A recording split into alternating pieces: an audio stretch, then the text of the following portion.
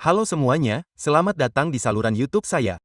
Nama saya Vikas Nera dan dalam video hari ini kita akan membahas tentang server email yang tangguh dan cara mengonfigurasinya. Oke, ini adalah server email sumber terbuka. Pertama, izinkan saya menunjukkan situs webnya. Situs webnya memiliki UI modern dan di sini Anda dapat melihat semua jenis fitur antivirus dan berbagai fitur lainnya. Anda akan melihatnya di sini. Saat Anda membuka dokumentasinya, Anda akan menemukannya dapat diinstal di Linux, Windows, Mac OS, dan secara lokal. Jadi, hampir di mana saja. Jadi, Anda juga dapat menginstalnya di sistem Windows Anda. Oke. Jika Anda menggulir ke bawah di sini dan membuka dokumentasi atau mengklik di sini, katakanlah saya memilih Linux, Anda akan menemukan semua dokumentasinya di sini. Saat saya mengklik Windows, ada juga dokumentasi di sini tentang cara menginstalnya di Windows. Jadi, dalam video ini, kita akan mengaturnya di Linux dan saya akan menggunakan Ubuntu. Hal pertama yang perlu kita lakukan adalah membeli VPS. Anda dapat membeli VPS dari penyedia tempat port yang diperlukan terbuka. Saya menyediakan 2 tautan di sini atau Anda bisa mendapatkannya dari situs ini. Anda akan menemukan tautan tambahan dalam deskripsi video. Jika Anda membutuhkan domain, Anda bisa mendapatkannya dari Namecheap. Anda bisa mendapatkannya dari mana saja dan Anda akan membutuhkan klien SSH. Saya sudah menginstalnya, perangkat lunak yang disebut Bitfish. Oke. Setelah itu, kita akan menginstalnya langkah demi langkah. Jadi, langkah pertama adalah membeli VPS. Untuk membeli VPS, Anda akan menemukan tautan dalam deskripsi. Anda perlu mengkliknya. Ketika Anda mengkliknya, halaman seperti ini akan terbuka di hadapan Anda. Lalu apa yang perlu Anda lakukan? Klik VPS dan buka CloudVapes. Di sini Anda akan menemukan banyak layanan berbeda.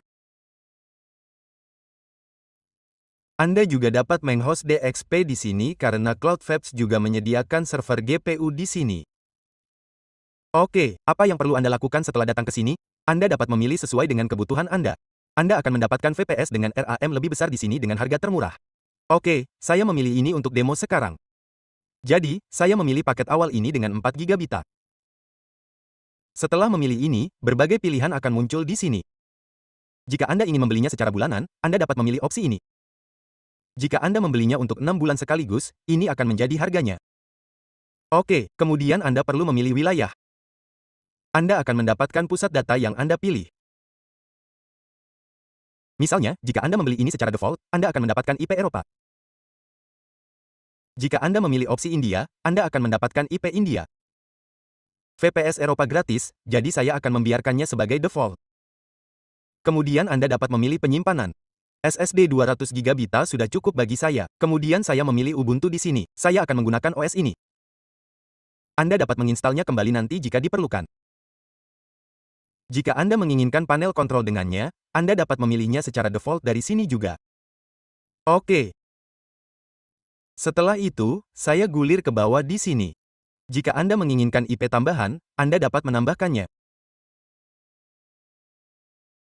Jika Anda menginginkan pencadangan otomatis, Anda dapat memilihnya di sini. Jadi, pencadangan otomatis akan ditambahkan ke dalamnya. Oke. Sekarang, saya akan memasukkan kata sandi root di sini. Anda dapat membuatnya di sini atau memasukkannya nanti juga. Setelah itu, Anda perlu mengklik berikutnya di sini. Oke, ia menanyakan tentang pencadangan otomatis. Jadi, saya memilih saya melindungi data saya. Jadi, detail ini sekarang ditampilkan di hadapan Anda. Oke, Anda perlu meninjau informasi ini di sini. Ia menunjukkan semuanya di sini termasuk pajak dan detail lainnya. Oke. Kemudian muncul langkah pemesanan dan pembayaran. Ia juga meminta saya untuk membuat akun di sini, tetapi saya sudah memiliki akun di sini. Saya telah menambahkan PayPal ke dalamnya. Jadi, pembayaran saya telah diproses di sini. Di sini ia menunjukkan sesuatu seperti pembayaran diproses dan kemudian layar seperti ini akan muncul di hadapan Anda. Oke, telah diterima. Setelah beberapa saat, Anda juga akan mendapatkan email di sini. Oke. Ini adalah tanda terima dari PayPal yang menunjukkan bahwa saya telah membayar sejumlah euro ini. Dan ini adalah konfirmasi pesanan. Jadi setelah beberapa saat, ia juga akan mengirimkan detail VPS di sini. Saya menerima email di sini. Lihat, saya akan menunjukkan kepada Anda bahwa tanda terima pembayaran datang 11 menit yang lalu dan detail login yang saya terima hanya 3 menit yang lalu. Jadi, saya mendapatkan detail login di sini dengan cepat. Oke, berikut semua detailnya. Ini adalah IP dan ini adalah kata sandi root yang kita atur saat membeli atau Anda dapat mengaturnya nanti di panel. Oke, di sini Anda perlu masuk ke VPS di bagian kontrol VPS dan ini adalah VPS Anda. Kemudian Anda dapat mengatur ulang kata sandi root Anda dengan mengklik kelola. Oke, ini adalah detail VPS Anda. Jadi, kita akan menggunakan ini selama instalasi. Setelah membeli VPS, Anda akan mendapatkan semua detail ini. Ini adalah IP saya dan OS yang saya gunakan adalah Ubuntu 24 dengan domain ini. Kita akan menggunakan ini dalam video. DNS untuk domain saya dikelola di Cloudflare. Oke, dan kata sandi root saya adalah ini. Dalam video ini, saya akan menggunakan kata sandi ini. Jadi, mari kita mulai langkah kita dari sini.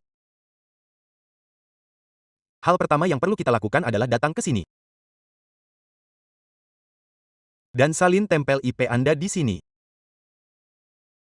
Di kolom nama pengguna, masukkan root dan port adalah port SSH.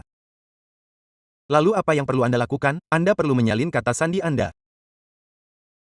Kemudian klik masuk, terima koneksi, masukkan kata sandi dan klik OK. Oke. Setelah itu Anda perlu membuka terminal.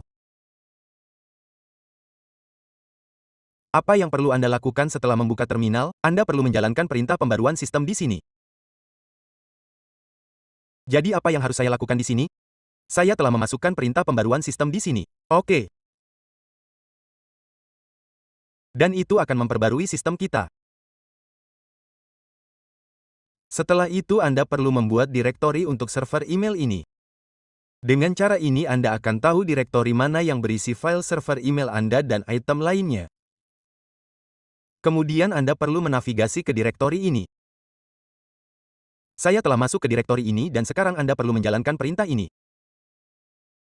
Apa perintah pertama yang harus dijalankan?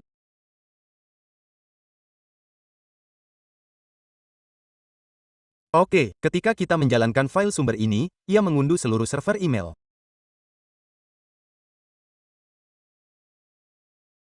Dan kemudian akan menginstalnya di sini. Oke, lihat telah menginstalnya di sini dan URL telah disediakan. Jika Anda telah mengatur nama host Anda sebelumnya, domain Anda akan muncul di sini. Oke, tetapi untuk saat ini mari kita lanjutkan dengan ini. Atau Anda dapat mengatur nama host Anda sekarang. Jadi apa yang harus saya lakukan? Saya akan mengatur nama host saya di sini. Jadi Anda ketik nama host dan kemudian tambahkan domain Anda di sini. Di nama host, saya telah memasukkan mail.me domain. Jadi sekarang ketika saya menjalankan perintah hostname, itu menunjukkan domain saya sebagai host saat ini. Oke, Anda juga dapat melakukannya dengan cara ini, tetapi saya akan menyalinnya di sini. Dan kemudian saya akan menjalankannya di sini karena DNS domain saya belum terhubung.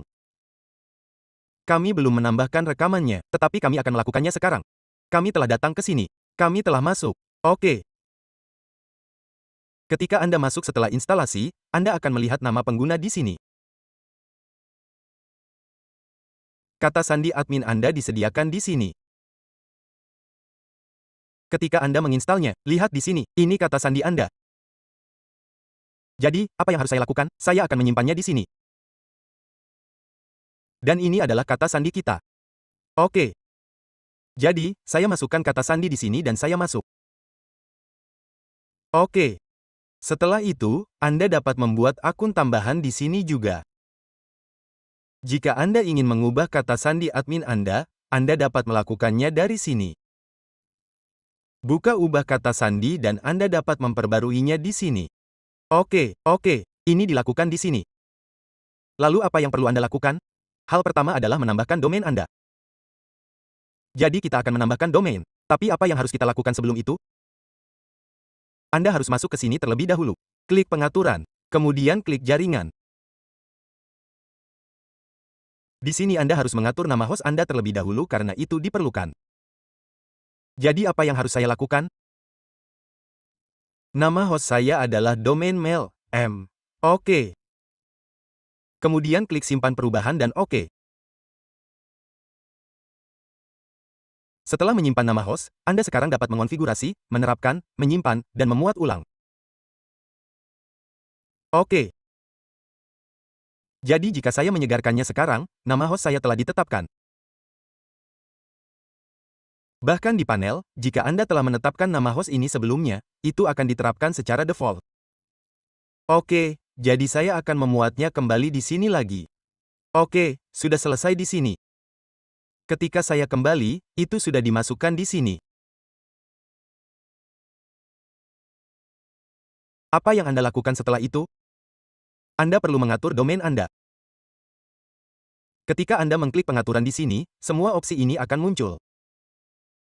Jadi apa yang Anda lakukan? Anda perlu mengklik kelola. Setelah masuk ke kelola, lihat di sini. Segera setelah saya mengkliknya, Anda perlu mengklik domain. Jadi Anda perlu mengklik buat domain baru. Kemudian salin dan tempel domain Anda di sini. Oke, dan saya klik simpan di sini. Begitu saya menyimpan domain, saya akan mendapatkan rekaman DNS dan detail lainnya di sini. Jadi saat saya klik lihat rekaman DNS, saya akan melihat banyak rekaman DNS di sini. Dan di sini Anda juga mendapatkan file zona. Butuh waktu untuk menambahkan begitu banyak rekaman DNS. Jadi apa yang Anda lakukan jika Anda menggunakan Cloudflare? Inilah yang saya lakukan. Saya membuat file notepad dengan semua rekaman ini di sini dan saya menyimpannya di sini. Saya beri nama DNS dan klik simpan. Oke. Lalu ada opsi impor di Cloudflare. Jadi apa yang saya lakukan di sini? Saya mengimpor file DNS. Saya menyimpan file DNS ini. Melakukan ini dan klik untuk mengunggahnya. Jadi yang terjadi adalah ia telah mengimpor semua rekaman DNS di sini. Perlu diingat bahwa Anda perlu menonaktifkan proxy di sini. Jadi saya menonaktifkan proxy yang diaktifkan secara default. Setelah saya memeriksa rekaman DNS untuk melihat apakah semuanya benar. Oke, itu muncul di sini. Mungkin itu tidak membuat rekaman karena semua yang lain sudah diatur. Jadi saya akan membuat rekaman juga. Oke, bahasa Indonesia, saya datang ke sini dan perlu menyalin IP saya.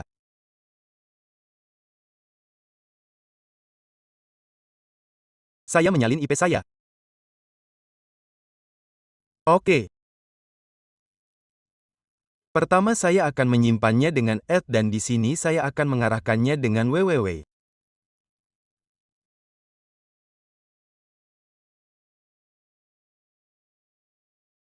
Oke, saya menyimpannya. Kemudian saya perlu membuat subdomain email. Ini perlu dilakukan dengan IP. Saya mengarahkannya, klik dan simpan. Untuk subdomain email, Anda juga dapat membuat www, email.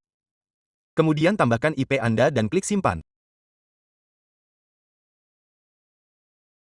Ini selesai.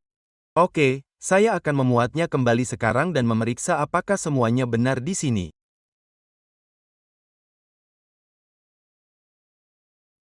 Oke, jadi lihat, sekarang semuanya benar di sini. Itu menunjukkan beberapa kesalahan di sini sebelumnya karena saya belum menambahkan catatan ini dengan benar. Anda perlu menambahkannya karena Anda perlu menghubungkannya ke IP. Oke, setelah menambahkan catatan ini, apa yang perlu Anda lakukan untuk instalasi SSL di sini? Di sini Anda perlu mengklik pengaturan. Kemudian Anda perlu pergi ke server di sini. Saya di bagian server. Di sini Anda perlu pergi ke TLS dan klik menu ini. Oke. Apa yang perlu Anda lakukan di sini? Buat yang baru. Klik ini. Dan di sini Anda perlu memasukkan nama host. Benarkah? Di bidang email kontak, Anda dapat memasukkan email kontak apapun. Yang saya lakukan adalah memasukkan email kontak ini di sini, dan di subjek nama, Anda menambahkannya. Nama host Anda adalah ini. Jadi apa yang harus saya lakukan? Saya menyalin dan menempelkannya di sini. Lalu saya perlu memasukkan ID di sini. Jadi apa yang harus saya lakukan? Saya memasukkan off sebagai ID. Lalu Anda perlu menyimpan perubahan di sini. Oke. Jadi setelah menginstal SSL di sini, Anda perlu memulai ulang server email. Salin perintah ini, tempel di sini, dan tekan Enter. Oke, apa yang Anda lakukan setelah semua ini?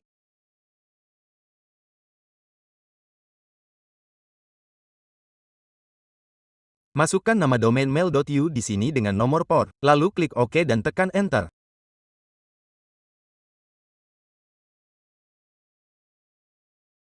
Jadi ini ditampilkan di sini.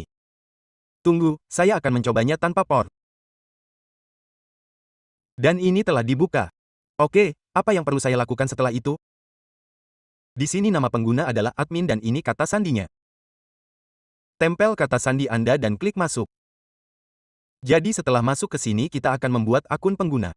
Anda perlu mengklik buat akun. Saya akan memberi nama pengguna. Saya akan membuat ID email dan nama saya. Oke. Saya akan menyetel ID email sebagai karena diikuti oleh nama domain saya. Oke, saya akan menyalin domain saya. Kemudian Anda perlu menyetel kata sandi dalam autentikasi. Jadi saya akan menyetel kata sandi saya di sini.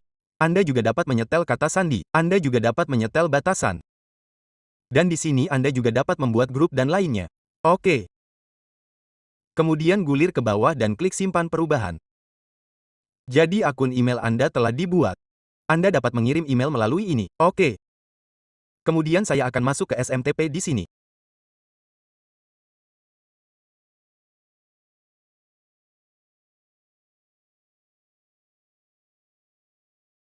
Setelah masuk ke SMTP, Anda perlu memasukkan mail.yu nama domain sebagai port host 587 dan centang kedua opsi karena SSL Anda telah terpasang.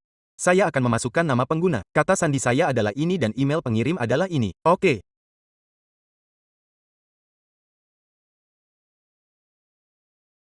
Saya telah memasukkannya. Kemudian saya akan mengirim email ke ID email ini. Kemudian klik tombol kirim. Oke, lihat di sini, email saya telah terkirim. Anda dapat mengonfigurasinya di Outlook menggunakan detail yang sama. Pertama saya akan menunjukkan email kepada Anda. Saya akan menyegarkannya. Dan lihatlah email saya telah sampai. Ketika saya klik tampilkan asli, SPF telah lulus, DKIM telah lulus dan Mark telah lulus juga. Izinkan saya mengirim email ke penguji email. Saya akan menyalinnya. Menempelnya dan klik kirim. Anda dapat membuat lebih banyak email di sini sesuai kebutuhan Anda. Email ini telah dikirim ke sini. Di sini juga, Anda perlu mengklik periksa skor Anda. Lihat, skor di sini adalah 9,5. Ini karena saya memiliki masalah daftar hitam. Jaringan baru yang saya gunakan memiliki IP saya yang masuk daftar hitam di satu jaringan. Itulah sebabnya ia menunjukkan skor ini dan itu menunjukkan jaringan mana yang masuk daftar hitam. Ini karena daftar hitam dan faktor-faktor lainnya. Semua yang lain benar dan Anda dapat mengatur ide ini di Outlook serta Thunderbird. Mudah untuk menambahkannya di Thunderbird karena meminta nama pengguna dan kata sandi. Jadi nama pengguna adalah Vikas tetapi di Outlook mengambil email sebagai nama pengguna secara default.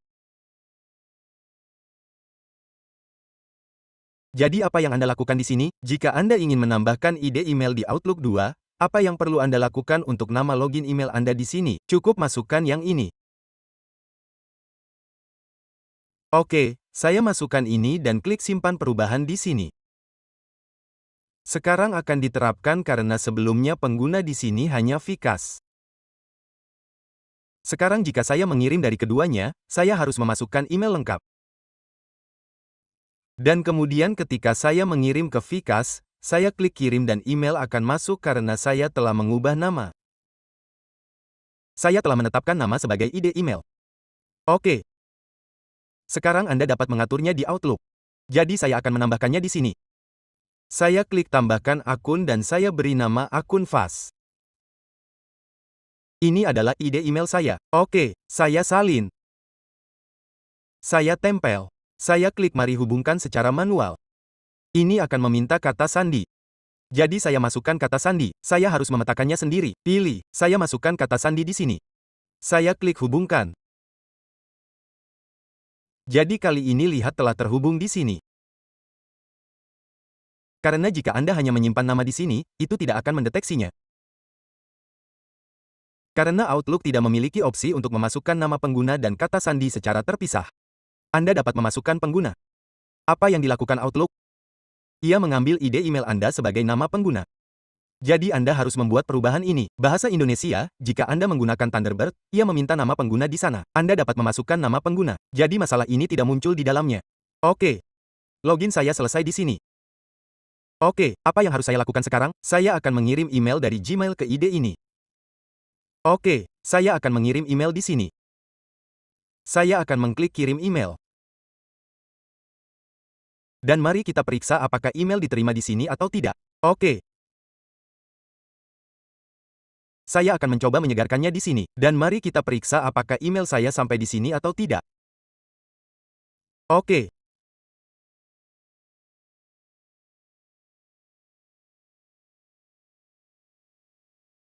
Mari kita menyegarkannya di sini.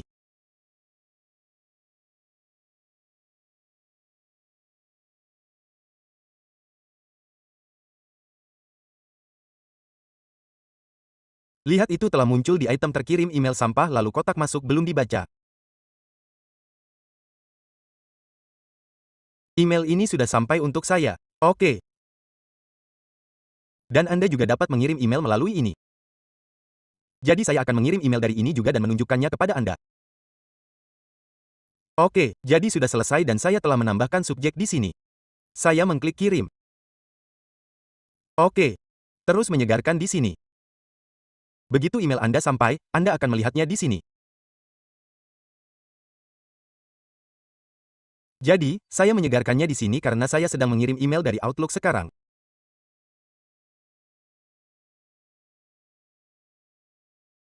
Oke, di sini Anda dapat melihat bahwa terkadang email tersebut tetap berada di kotak draft. Jadi, saya akan memeriksa item terkirim di sini. Dan saya akan memeriksa di sini juga. Kemana email Anda pergi? Kali ini, email saya telah tiba di sini. Lihat ini. Oke, 2 atau 3 email yang saya kirim sebelumnya telah tiba di kotak masuk di sini. Jadi lihat, email yang saya kirim dari Outlook telah tiba di sini. Oke, jadi ini adalah server email kami. Di sini Anda dapat melakukan banyak hal. Ia juga memiliki filter spam dan banyak lagi. Jadi Anda dapat membuat perubahan sesuai dengan kebutuhan Anda. Dan ini adalah server email yang sangat bagus. Anda akan mendapatkan semua opsi di sini. Dalam manajemen, Anda dapat menambahkan lebih banyak domain di sini. Anda juga dapat membuat grup sesuai dengan kebutuhan Anda. Dan kemudian Anda juga dapat membuat akun dan banyak lagi di sini. Jadi itu saja, saya juga menunjukkan kepada Anda SMTP dan IMAP dan banyak lagi dengan menghubungkan di sini. Jadi itu saja untuk video ini dan lebih banyak server email akan terus hadir di masa mendatang. Jadi sebelum itu jika kalian belum subscribe channel YouTube saya silahkan subscribe dulu channel YouTube saya dan terima kasih sudah menonton.